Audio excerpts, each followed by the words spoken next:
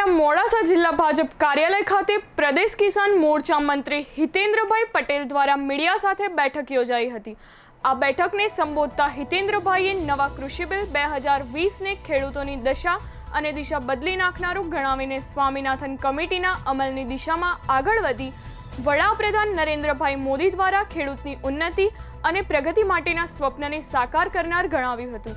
જ્યારે 3 કૃષિ બિલોને સંસદના બંને ગૃહોમાં પસાર થાય અને આ બિલો વિશે વિરોધ પક્ષના નેતાઓ ભ્રામક વિચારો ફેલાવી રહ્યા છે, તેવા સંજોગોમાં અરવલ્લી જિલ્લા ભાજપા કાર્યાલય ખાતે પ્રદેશ કિસાન મોરચા મંત્રી હિતેન્દ્રભાઈ પટેલ દ્વારા જિલ્લાની પ્રેસ કોન્ફરન્સને સંબોધિત કરવામાં આવી હતી।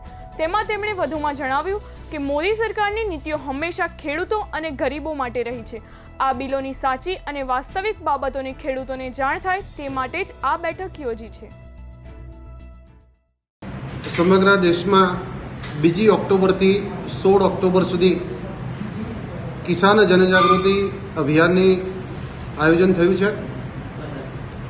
રાજ્યના દેશના ખેડૂતોને નવા કૃષિ સુધારાના સંદર્ભમાં કોંગ્રેસ પાર્ટી જે અપપ્રચાર કરીને ગેરમાર્ગે દોરી રહી છે, એ સંદર્ભે નવા કૃષિ સુધારા દેશના ખેડૂતોની દશા અને દિશા સુધારનારા સર્વાંગી ખેડૂતોના હિતમાં છે, ખેડૂતને પગભર બનાવવા માટે આત્મનિર્ભર બનાવનારા છે।